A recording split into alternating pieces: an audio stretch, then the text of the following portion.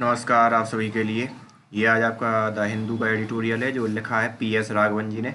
ये मोस्टली भारत की जो विदेश नीति है, जो शीत युद्ध के समय 1945 के समय, जब दूसरे विश्व युद्ध के बाद जब दो मतलब शीत युद्ध की शुरुआत हो गई थी यूएसएसआर और अमेरिका के बिटवीन, तो भारत ने उस समय नॉन अलाइंड मूवमेंट या गुटनिरपेक्षता को चुना था। तो ये वही कह रहे हैं, व्हाट इज नाम एंड इंडियाज अलाइनमेंट। अब इंडिया का अलाइनमेंट कैसे होगा, नाम क्या है और इंडिया का अलाइनमेंट क्या है। क्यों कह रहे हैं? क्योंकि ये जनरली अभी एक रिसेंटली आप देख ही रहे हैं, बयानबाजी स्टेटमेंट से ही आप अंदाज़ा लगाओ कि भारत की नीति क्या होने वाली है, कैसी होने वाली है। तो इन सब चीज़ों को देखते हुए इन्होंने उसका एनालिसिस किया है, जो रिसेंटली एकदम से पॉलिसी जो चेंज हुई है इंडिया की, उन सब चीज़ों को। तो चलिए स्टार्ट करते हैं। अगर आपने सब्सक्राइब ना किया हो तो please hit the subscribe button. India's External Affairs Minister S. Jaishankar said recently that non-aligned was a concept of relevance in specific era and particular context through the independence of action enshrined in it remain a factor of continuity in India's foreign policy। और जो आपका non align movement था वो एक specific युग के लिए और एक स्पेसिफिक कॉन्टेक्स्ट के लिए था, या उसकी प्रासंगिकता एक तय समय के लिए थी। लेकिन उस चीज़ को हमने बराबर उस चीज़ को अपनाए रखा अभी तक या अपना रहे हैं। उसमें एक प्रमुख मुद्दा ये था कि उसमें इंडिया की क्या बनी रहे, स्वतंत्रता बनी रहे। क्योंकि आपने किसी भी ग्रुप को ज्वाइन कर लिया, जैसे आपने दो किसी के बिटवीन करार कर लिए, इंडिया और यूएस के बिटवीन कोई करार हो गया, मिलिट्री अलायंस हो गया। तो किसी दिन मान लो यूएस कहीं, जैसे अफगानिस्तान में कई उसने ऑपरेशन किए यूएस ने किए, तो उसमें आपको क्या होगा कि इंडिया को भी अपनी सेना भेजनी पड़ेगी। मतलब यूएस बेवजह अपने कारण मोल ले रहा है चीज़ों को, और इंडिया को भी ज़बरदस्ती क्योंकि समझौता है तो उस कारण भेजनी पड़ेगी। तो ये सब चीज़ें बंधन मुक्त रहे इंडिया, तो वो एक कारण था कि हमने उस चीज़ को क्या किया, अभी तक फॉलो किया नॉन अलाइंड या गुटनिरपेक्षता को। This is about as explicit an assertion as one is likely to get from our political leadership of an obvious post-Cold War fact। और फिर क्या है इसके बारे में अगर देखा जाए तो ये स्पष्ट अभिकथन है किसका, one is likely to get from our political leadership, जहां हमारी पॉलिटिकल लीडरशिप से हमें ही मिला या समझ में आया। जो पोस्ट कोल्ड वार जब शीत युद्ध की खत्म हो गया, तो उस समय उन्होंने कहा जो पॉलिटिकल लीडरशिप ने, कि जो नॉन अलाइनमेंट मूवमेंट की जो फॉरेन पॉलिसी है वो कॉन्सेप्ट क्या हो चुका है, अब मर चुका है, या उसकी अब कोई प्रासंगिकता नहीं रह गई। मतलब उसका काम कब था, जब शीत युद्ध चल रहा था तभी तक उसका वैलिडेशन था। United by a campaign, non alignment was a policy fashion during the cold war to retain an autonomy of policy between two politico military bloc. तो नॉन अलाइनमेंट की जो पॉलिसी थी वो फैशन थी कोल्ड वार के अंदर, और उस समय इन्होंने क्या किया कि दो पॉलिटिकल ब्लॉक के जो मिलिट्री ब्लॉक थे उनको उनकी जो ऑटोनॉमी थी या उनकी जो एक एकाधिकार था, उस चीज़ को बनाए रखने या उसके एग्जिस्टेंस को बनाए रखने का एक जरिया मात्र था। अब दो कौन कौन थे उस समय, यूएसएसआर और यूएस, जाहिर तौर पर ये मालूम होगा आप लोगों को। The non-aligned movement provided a platform for newly independent developing nation to join together to protect the autonomy। और मतलब जो उसी समय जो तुरंत जो इंडिपेंडेंट हुए थे नेशन, और जिन्हें आप क्या बोल सकते हो, विकासशील डेवलपिंग नेशंस थे, उन्होंने अपनी ऑटोनॉमी को प्रोटेक्ट करने के लिए नॉन अलाइन मूवमेंट बना लिया। It was a disparate group from the many continent with varying degree of proximity to and dependence on one or other bloc, and broadly united around NAM's flagship campaign for decolonization, universal nuclear disarmament and against अफारदीस। तो जो बाद में फिर वो क्या था, it was a desperate group, मतलब एक विषम ग्रुप था। उन दोनों जो गुट बने थे शीत युद्ध के समय में, दो गुट थे, एक यूएसएसआर और उनका, तो उनके एक अलग गुट बना उनके बाद, और उस गुट ने क्या किया कि जो कॉलोनाइज थी उस समय कंट्री, उसके खिलाफ जंग छेड़ी कि भाई उनको डीकॉलोनाइज या उनको स्वतंत्र किया जाए। साथ ही साथ जो रंग भेद वाली चीज़ें थी उन सब चीज़ों पे ध्यान दिया। और जो न्यूक्लियर डिजार्मेंट मतलब न्यूक्लियर शस्त्रों की को कम किया जाए या उन पर रोकथाम लगाई जाए, इन सब चीज़ों के बारे में बात की। बल्कि जो दूसरे वो ब्लॉक थे उनकी डिपेंडेंस वो थी कि ब्रॉडली यूनाइट मतलब वो उनका सीधा सा मिलिट्री पावर या अपनी मिलिट्री पावर को बनाना। One of the bloc was disbanded at the end of cold war. और एक वन ऑफ द जो ब्लॉक था वो डिसबैंड हो गया। कब? जब जैसे कोल्ड वार का अंत हुआ तब।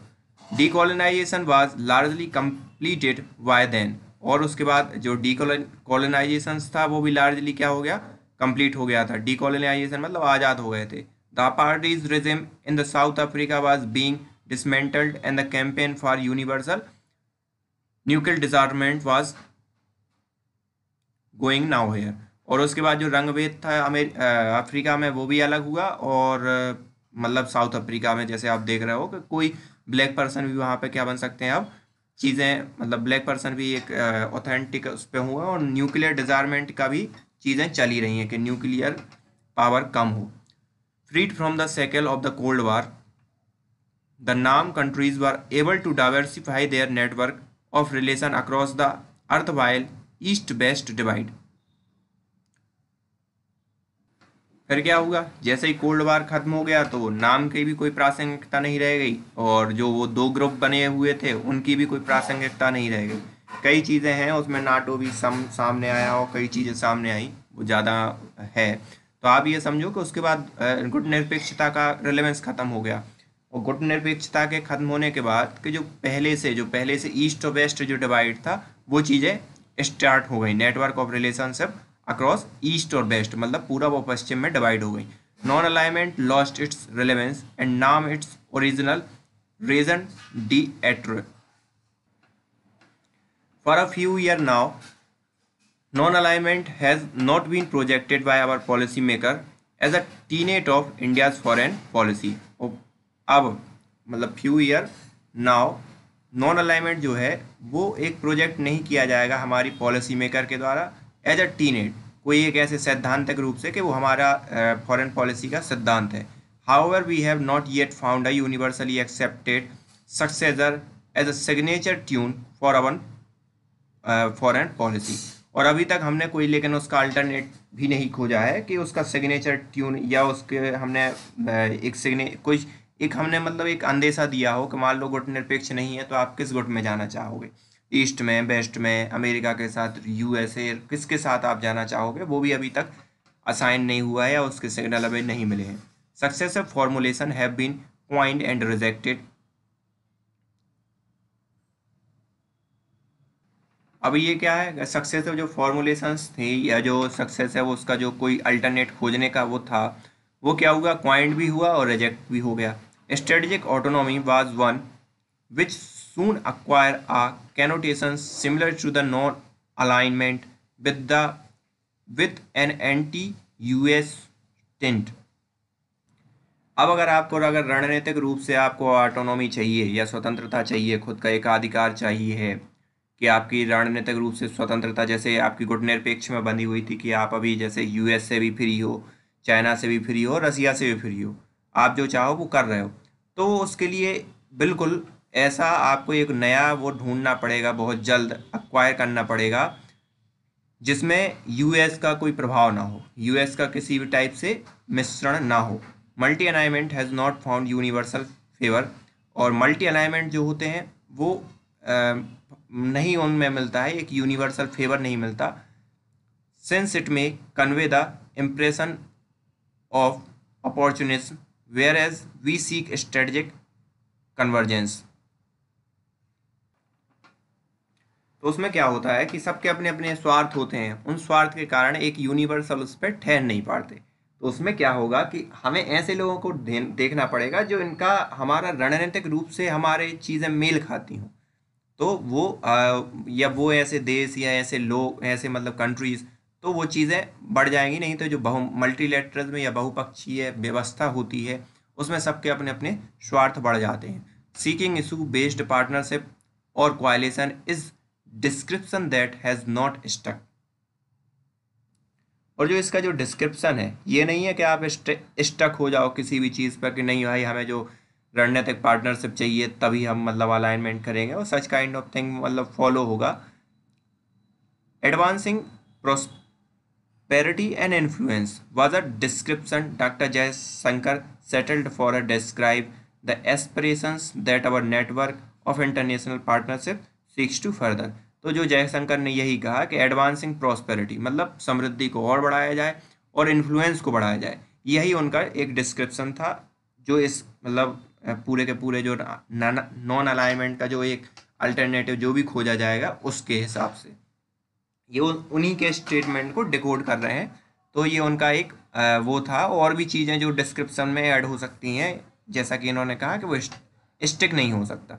चाइना का जो फैक्टर है, अब चाइना कैसे, चाइना कारक, चाइना कैसे काम करेगा। In the wake of current stand off with China there have been call for India's foreign policy to shed its inhibitions and make a decisive shift toward the United States as the only viable option to counter China. और अभी की जो वर्तमान परिस्थितियों को अगर देखा जाए तो वो अभी देखकर यही लग रहा है कि चाहे जो मतलब इंडिया के रिगार्डिंग सबसे व्यवहारिक जो ऑप्शन है वो यही है कि यूनाइटेड स्टेट या यूएस की तरफ शिफ्ट हो जाए और जिससे क्या होगा चाइना को काउंटर करने में बहुत सहूलियत होगी या सबसे अच्छी बात होगी। The government has been more nonsense in approach. और यहाँ पे क्या है, नॉनसेंस मतलब बहुत सूक्ष्म है, तो गवर्नमेंट बहुत ही सूक्ष्मता से अपनी देख रही है इन सब चीज़ों को। The external affair minister has clarified that a rejection of non alignment does not mean a rush to alignment. तो जो रिजेक्शन है नॉन अलाइनमेंट का, इसका ये मतलब नहीं है कि हड़बड़ी कर लो आप किसी भी अलाइनमेंट के लिए। रस मतलब हड़बड़ी में आप कोई भी अलाइनमेंट कर लो। India will not join an alliance system, और इंडिया ज्वाइन नहीं करेगा किसी भी अलाइनमेंट सिस्टम का। In fact is that alliance is as much a cold war concept as non alignment. तो जैसा अलाइनमेंट भी वही कॉन्सेप्ट है जो कोल्ड वॉर में निकला था, जैसे कि नॉन अलाइनमेंट कोल्ड वार का ही वो है। तो दोनों ही कहाँ कोल्ड वार के उपज हैं, या कोल्ड वार के समय दोनों ही चीज़ों का क्या हुआ, उदय हुआ। During the cold War the glue that held countries of alliance together was composed of ideological convergence and existential military threat. तो जो उस समय जो अलाइमेंस हुए थे मतलब कोल्ड वार के समय, तो वो दो चीज़ों पे थे। एक तो उनके जो वैचारिक सम्मेलन था, उनका कन्वर्जेंस था, और दूसरा जो एग्जिस्टेंशियल मतलब उस समय के जो अस्तित्व में जो मिलिट्री थ्रेट थे दूसरे देशों से, उन सब चीज़ों को ध्यान में रखते हुए भी दूसरे देशों ने उस समय अलाइनमेंट कर लिया, जिसका आपने परिणाम कई संस्थाएं देखी होंगी, जैसे नाटो हुआ, North Atlantic Treaty Organization type की चीज़ें निकल के सामने आई। With the disintegration of the Union of Soviet Socialist Republic (USSR) and Warsaw Pact, this glue dissolved and international option of alliance partnership widened just like those of NAM countries। तो क्या हुआ कि जैसे डिसइंटीग्रेशन हुआ किसका, USSR का। Disintegration मतलब अलग अलग हुआ, जैसे ही यूएसएसआर विभाजित हुआ और जो वार्सा का पैक्ट साइन किया गया, तो जो ग्लू थी मतलब मिलिट्री का डर था जो, और जो आइडियोलॉजिकल वो था, वो क्या हो गया, डिसॉल्व हो गया। And the international option of alliance partner widen, जो मतलब जैसे कि नाम कंट्री थी तो वो उनका क्या है पार्टनर से वो क्या हो गए, वाइड हो गए, क्योंकि वो वहाँ से टूटे लोग कहाँ पे आ गए, नॉन अलाइन मूवमेंट में। The strategic interest of alliance partner are no longer congruent. और जो भी स्ट्रेटजिक जो इंटरेस्ट हैं या रणनीतिक जो इंटरेस्ट हैं या हित हैं जो भी अलायंस पार्टनर या जो भी कंट्री के हैं, वो ज़्यादा दिनों तक कॉन्ग्रुएंट या एक साथ नहीं रहते, क्योंकि जैसे कि आपने विदेश नीति में कहा ही है कि कभी कोई पर्टिकुलर दोस्त तो कभी कोई पर्टिकुलर दुश्मन नहीं होता, तो समय के साथ चीज़ें चेंज होती रहती हैं। जैसे कि वही जो चाइना अमेरिका का सबसे बड़ा हितैषी था, या अमेरिका ने सबसे ज़्यादा इन्वेस्टमेंट वही किया, अमेरिका का एक प्रमुख हाथ रहा उस चीज़ को बढ़ाने में, अब वही सबसे बड़ा उसका क्या बन गया है, दुश्मन बन गया है। और वही चाइना के लिए जो अमेरिका सबसे प्रिय था, आज वो एज मतलब एक दूसरे के राइवलरी के तरफ काम कर रहे हैं। This is evident in euro Atlantic alliance EAA. US President Donald Trump's word and deed have highlighted divergence within the North Atlantic Treaty Organization and even Biden them what strain. अब इन्होंने ये कहा कि जो अभी यूरो अटलांटिक प्रख्यात हुआ कि जो यूरो अटलांटिक ट्रीटी थी उसके हाल देख लो आप, और यूएस ने जो अभी नाटो के साथ क्या किया कि उन्होंने कहा कि हम फंडिंग नहीं देंगे और हमारे तरफ से पैसा ज़्यादा लग रहा है, और भी कई चीज़ें इनके अंदर आई, but stand have periodically surfaced even earlier over the 2000। जो मतलब स्ट्रेन है कई समय ऊपर आया, कई समय दिखाई दिया, जैसे कि 2003 की बात करें यूएस के अंदर invasion of Iraq for example, और on policy toward the Russia और वेस्ट एशिया। अब इसमें कई चीज़ें हैं कि जब 2003 में जब इराक की जो पॉलिसी थी यूएस की, तो उसमें कई लोगों ने मना किया होगा। Turkey is constantly exploring the limit of NATO discipline. तो उस समय ये तुर्की जैसे चीज़ हो गए राष्ट्र, तो उन्होंने विरोध किया, और जो रसिया के और वेस्ट एशिया जो थी उनकी तरफ जो पॉलिसी थी, तो जो नाटो के जो देश थे उन सब की जो है सहमति एक चीज़ पे नहीं बन पाई रणनीतिक तौर पर। जैसे कि तुर्की जो है कॉन्स्टेंटली क्या कर रहा है, एक्सप्लोरिंग कर रहा है उन लिमिट को कि नाटो क्या रहे, डिसिप्लिन के अंदर रहे। मतलब जैसा ऐसे नहीं कि जैसे अमेरिका ने 2003 में इराक में स्टार्ट किया युद्ध, और ज़बरदस्ती दूसरे देशों को भी क्या होना पड़ा, उसमें सम्मिलित होना पड़ा। Alliance is the Asia Pacific face a bigger definition dilemma. और अलायंसेस जो हैं एशिया पैसिफिक के अंदर फेस अ बिगर डेफिनेशनल डिलेमा। अब वो एक बहुत ही दुविधा मतलब पैदा हो रही है जो पैसिफिक के थ्रू, जैसे आपने सुना होगा कि क्वाड में यूएस कह रहा है कि पैसिफिक में हम लोग मिलिट्री अलायंस कर लेते हैं इंडिया पैसिफिक ओशन में, एशिया पैसिफिक ओशन में। तो वो एक बहुत बड़ी दुविधा पैदा कर रहा है कि आखिरकार किस रणनीति के हिसाब से किस के पक्ष में होगी वो रणनीति, किसके विपक्ष में होगी। तो एक बहुत बड़ी दुविधा उसके अंदर पैदा है। They were originally forced to deter the USSR, क्योंकि वो वास्तविकता में बनाए क्यों गए थे, इस चीज़ के लिए बनाए गए थे कि USSR को क्या किया जाए, रोका जाए। The threat to alliance partner today is from an assertive China. और अब वर्तमान में जो थ्रेट है अलायंस पार्टनर के लिए वो कहाँ से है, असर्टिव चाइना की तरह से, which they are reluctant to define as a strategic adversary because of their economic interest. तो अब लेकिन चाइना के साथ है, अब चाइना के साथ दिक्कत ये है कि हर किसी के इकोनॉमिक एंगेजमेंट है with it and use military asymmetry, और जो मिलिट्री की असिमेट्री है वो भी है। तो ये दोनों ही चीज़ें हैं, तो अब कैसे हर एक देश के क्या होंगे, रणनीतिक अलायंस हो पाएंगे। अब geography link, it is often overlooked that Jio strategy derive from both geography and politics. प्रायः ये देखा गया है कि जो जियो स्ट्रेटजी है वो कहाँ से निर्धारित होती है, दोनों ही जियोग्राफी से भी निर्धारित होती है और साथ ही साथ राजनीति से भी, मतलब जियो पॉलिटिक्स दोनों।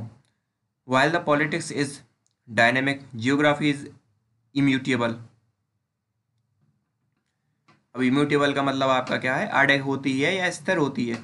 तो जहाँ पे क्या है आपकी जो मतलब पॉलिटिक्स है वो क्या होती है, डायनामिक होती है। कभी जैसे दूसरी सरकार आई तो वो चाइना के पक्ष में बात करेगी, कभी मतलब अमेरिका में अगर डेमोक्रेटिक का शासन आ जाता है तो वो दूसरे मतलब चाइना के पक्ष में रहते हैं जनरली, और लेकिन जियोग्राफी तो स्थिर ही रहती है। तो ये चीज़ें हैं। Two major imperative flow from India's geography, दो अनिवार्य रूप से फ्ले हैं इंडिया के ज्योग्राफी में। Economic and security interest in the Indo Pacific space and the strategic importance of the continental land mass to east north and west. अब यहाँ पे इंडिया के जो इकोनॉमिक और सिक्योरिटी जो इंटरेस्ट है इंडो पैसिफिक में, वो है कि स्पेस मतलब स्ट्रेटेजिक इंपॉर्टेंस भी है उसकी, और कॉन्टिनेंटल भी है नॉर्थ वेस्ट में अगर देखा जाए तो। The former has inspired the act east policy of bilateral and multilateral engagement in the south east Asia and east Asia and the Pacific. और जो फॉर्मर हैं वो इंस्पायर्ड हैं the act east Asia policy bilateral multilateral engagement in south east Asia and east Asia and the Pacific. और east में अगर देखा जाए, जो मतलब साउथ ईस्ट चाइना जैसे बोलते हो, साउथ ईस्ट के अंदर अगर देखा जाए आप, तो वहाँ पे क्या होता है, मल्टीलेटरल के सपोर्ट में है, उसी पॉलिसी को लोग सपोर्ट करते हैं जो फॉर्मर रही हैं सरकारें। ये अभी बेस्ट की बात हो रही थी। और ये east shared India-US interest in dealing with the challenge from China in the maritime domain have been a strategic underpinning of the bilateral partnership since the early 2000। और जो भी शेयर्ड इंटरेस्ट हैं, मतलब दोनों के हित हैं चाइना को काउंटर करने के लिए मैरीटाइम डोमेन के अंदर, have been a strategic underpinning, वो एक रणनीतिक रूप से मजबूती होगी बायलैटरली पार्टनरशिप, जो कि 2000 से के बाद, मतलब सिंस अर्ली 2000 एक बहुत ही मजबूती प्रदान होगी यूएस और इंडिया के रिलेशनशिप में। In the immediate term India and US perspective are less convergence in India's continental neighbourhood. लेकिन अगर इमीडिएट टर्म में देखा जाए तो इंडिया और यूएस के जो पर्सपेक्टिव हैं वो क्या है, लेस कन्वर्जेंस है, मतलब उनका तालमेल नहीं हो रहा इंडियाज कॉन्टिनेंटल नेबरहुड, जो इंडिया के कॉन्टिनेंटल नेबरहुड हैं उनके साथ। Connectivity and cooperation with Afghanistan and Central Asia need engagement with Iran and Russia as well as with Russia China dynamics in the region. अब जो कनेक्टिविटी है, कोऑपरेशन है अफगानिस्तान के साथ और सेंट्रल एशिया में, उसके लिए किस चीज़ की ज़रूरत है कि भाई एंगेजमेंट हो किसके साथ, ईरान के साथ भी हो, रसिया के साथ, as well as Russia China dynamics, मतलब in the region. Russia China dynamics मतलब चाइना के भी वहाँ कहीं ना कहीं इन्फ्लुएंस है, तो दोनों के हितों को भी ध्यान में रखना पड़ेगा। तो Russia bestrides the Eurasian land mass bordering India's near and extended neighbourhood. तो यहाँ पे क्या है, रसिया क्या कर रहा है, सवारी पहले से ही कर रहा है जो यूरेशियन मतलब यूरोप और एशिया के जो रीजन है वहाँ पर, बॉर्डरिंग इंडियाज नियर, और मतलब इंडिया के जो नियर है वहाँ पर, और एक्सटेंड कर रहा है अपने नेबरहुड, मतलब सीधी सी बात है वो चाइना के पास में आ रहा है। Seemingly paradoxically a close Russia China partnership should move India to broad based relation with Russia. अब विडम्बना क्या है यहाँ पे कि जो रसिया और चाइना के जो पार्टनरशिप हैं उनके लिए मूव करना चाहिए कहाँ तक, इंडिया के लिए, इंडिया की तरफ, क्योंकि एक ब्रॉड बेस्ड अगर रिलेशनशिप बनाना है रसिया के साथ तो उन सब कारणों के कारण, क्योंकि चाइना की तरफ तो वो झुक रहा है, रसिया इसमें no doubt. A strong stake in relation with India could reinforce Russia's reluctance to be junior partner of China. और अगर स्ट्रॉन्ग रिलेशन यहाँ से किसके, इंडिया के साथ होते हैं, तो वो रीइंफोर्स कर सकते हैं रसिया की जो अनिच्छा है कि to be a junior partner of China. तो मतलब इस चीज़ को क्या कर सकते हैं, कम कर सकते हैं कि वो जूनियर पार्टनर नहीं बनना चाहता चाइना का। As the US confront the challenges to its dominance from China classical balance of power consideration would dictate a modicum of accommodations. और यहाँ पर क्या है, जो यूएस है वो कन्फ्रंट कर रहा है चैलेंजेस, उस चुनौती को जो कि डोमिनेंस आ रहा है कहाँ से, चाइना। क्लासिकल जो बैलेंस है पावर का, कंसिडरेशन वुड डिक्टेट आ, तो अगर चुनौतियों से मतलब लड़ता है या जो भी यूएस इनसे कन्फ्रंट करता है, तो उसमें क्या होगा कि पावर का अगर बैलेंस होता है तो इसमें थोड़ा सा भाग किसको भी जाएगा, यूएस के साथ भी शेयर करना पड़ेगा। There was a analogous logic in the Richard Nixon Henry Kissinger outreach of China in 1971 when the Soviet Union was the more formidable rival. और यहाँ पर एक एनालॉगियस टाइप का लॉजिक है कि जो रिचर्ड निक्सन से हेनरी किंजर तक आउटरीच टू चाइना इन 1971, जबकि सोवियत यूनियन क्या हो था, एक बहुत ही बड़ा शत्रु था किसका, यूएस का। तो जो political lesson from the current pandemic could help reawaken the historical memory. तो वर्तमान की जो बीमारी है या जो महामारी है वो फिर से उस चीज़ को पुनर्जीवित करेगी, उस यादों को जो घटित हुई। Equally the US could acknowledge that India's development of trade route through the Iran would also serve its strategic interest of finding route of Afghanistan and Central Asia bypassing Pakistan and Russia respectively. तो US भी acknowledge कर सकता है कि जो India का जो development हो रहा है ट्रेड रूट का ईरान के थ्रू, वो उसके रणनीतिक इंटरेस्ट उसको भी मतलब यूएस के लिए भी मतलब मददगार साबित होंगे, जिसमें उसमें पाकिस्तान और रसिया दोनों की हेल्प नहीं लेनी पड़ेगी। तो इसका सीधा सा मतलब है कि वो ईरान से प्रतिबंध हटाए और ईरान को अपने पक्ष में रखे। US a template and UNSC term 5 years ago, group of US strategic analysts had suggested that the US should see tie with India as a joint venture in which they could pursue share object to mutual benefit and assess except the difference of perspective will have to be addressed। तो 5 साल पहले जो group था US strategic analyst का, उन्होंने ये suggest किया, foreign relations थे जो काउंसिल ऑन फॉरेन रिलेशंस, उन सब ने सजेशन किया यूएस को कि इंडिया के साथ उनके टाई होने चाहिए, जो भी शेयर्ड ऑब्जेक्टिव हैं उनके साथ तो टाई होने चाहिए, और जहाँ जहाँ पे वो अलग अलग उनके हैं तो उनको भी एड्रेस किया जाना चाहिए। जैसे उनके अलग इंटरेस्ट हैं, जैसे कि अब ईरान से भारत के संबंध तो अच्छे हैं लेकिन यूएस के ख़राब हैं, तो यूएस ने वहाँ पर भारत के लिए छूट भी दे रखी है, जो भी मतलब सैंक्शन लगाए उसमें। तो ये सब चीज़ें हैं, उन सबको भी एड्रेस किया जाना चाहिए। This template could have wider applicability bilateral relations in today's world order, which former National Security Advisor Shiv Shankar Menon has described as militarily unipolar, economically multipolar and politically confused।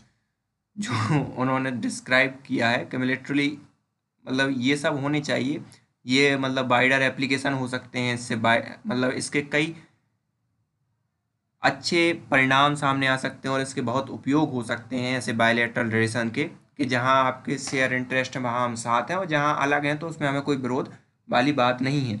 Which farmer national security adviser, उन्होंने जो describe किया था formal security जो adviser थे शिवशंकर मेनन ने, कि militarily जो वो होना चाहिए कि यूनिपोलर, मतलब मिलिट्री जो टाई है वो अकेले रहने चाहिए, इकोनॉमिकली जो होने चाहिए मल्टीपोलर होने चाहिए, और जो पॉलिटिकली जो होने चाहिए वो कन्फ्यूज होने चाहिए। कन्फ्यूज मतलब कभी यूनिपोलर भी हो गए और कभी आप दोनों के हिसाब से भी बात कर लेने लगे। कोविड-19 में scrambled the economic and deepen the confusion further. तो जो कोविड-19 जो है उसने स्क्रैम्बल कर दिया है इकोनॉमिक्स को, और जो कन्फ्यूज़न है वो बढ़ा दिया है कि आगे क्या होने वाला है। India will acquire a larger global profile next year when it commences 2 year term on the UN Security Council. और इंडिया एक्वायर करेगा ये बड़ी ग्लोबल प्रोफाइल अगले साल, जब वो कमेंस होगा 2 year टर्म के लिए यूएन सिक्योरिटी काउंसिल में। The strategic choice that it make it's bilateral partnership will be closely watched. और जो भी उसकी जो रणनीतिक चॉइस होगी या जो भी उसकी सिलेक्शन होगा बायलैटरल पार्टनरशिप का, कि यूएस के साथ जाना चाहता है या नहीं जाना चाहता है, वो बहुत ही सूक्ष्म तरीके से देखा जाएगा, क्योंकि वो जैसा कि आपको मालूम है सिक्योरिटी काउंसिल में बनने वाला है। So this is the end of today's editorial. तो मतलब नॉन परमानेंट मेंबर होने वाला है अगले 2 साल के लिए। So this is the end of today's editorial.